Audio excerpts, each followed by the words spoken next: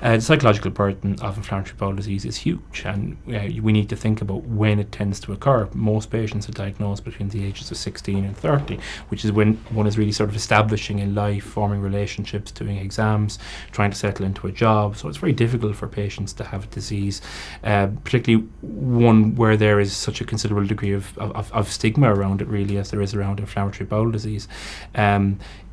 Even sort of in the adolescent group, a lot of younger patients will fail to make some of their growth milestones, which is how it's often diagnosed in paediatric patients, and that has a psychological impact too.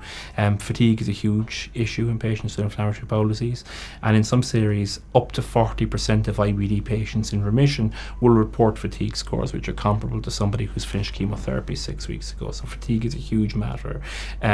Why is fatigue such a big psychological issue in IBD? Well, part of it is down to stress, part of it is down to mineral and nutrient deficiencies and nutritional deficiencies. Part of it's down to the effect simply of if you're having a flare-up and you're going to the toilet 7 or 8 times a night, you're not going to be getting very good sleep, you're going to be tired.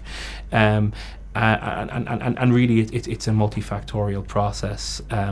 There is an adjustment period, like there is, I suppose, with any chronic disease, for the patient to get their head around.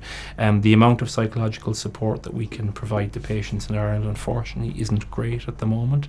I've just gotten some funding for a program I've set up here in Tallaght for psychological support for new patients, but really it's very, very patchy, and oftentimes the best resources are inflammatory bowel disease nurse specialists who have seen many patients through their journey with inflammatory bowel disease, and are a massive resource to everybody.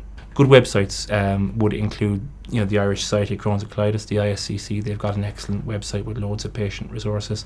The British version, Crohn's and Colitis UK, they've got a really excellent website in which patients can print off PDF booklets for employers and teachers and things like that to help the people around them know their disease without having, because oftentimes it's an embarrassing thing for people to speak about.